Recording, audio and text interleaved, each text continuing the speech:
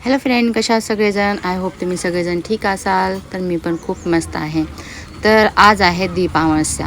तर ही आहे गावाकडील पद्धत, ज्यामध्ये आपण नैवेद्यमधलं फळ मुटके वगैरे बनवतो, पिवळा भात बनवतो आणि मलिदा बनवतो, जी की हकानीबेटची मोठी यात्रा असते.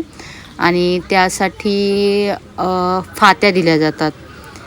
फात्या म्हणजे जेणेकरून सगळ्यामध्ये सुख समृद्धी राहावे आणि काय म्हणतात त्याला, मोठ्या म्हणजे लहान बाळांना सगळ्यांचा आशीर्वाद भेटो, त्यांना दीर्घायुष्य भेटो यासाठी.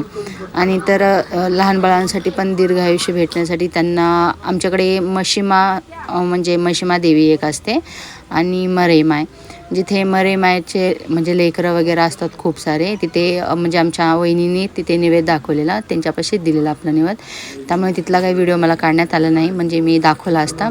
तिथे लहान बाळांची पूजा वगैरे करतात.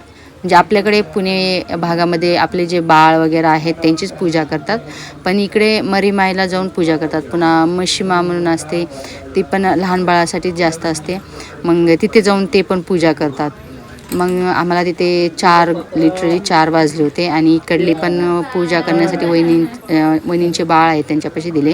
आणि हे बघा फाते हे केले आणि त्यांच्यासाठीच एक म्हणजे हकानबेट हे मुसलमान देव आहे, त्यामुळेसाठी त्यांच्याकडलाच व्यक्ती बोलवले जातात. ओके.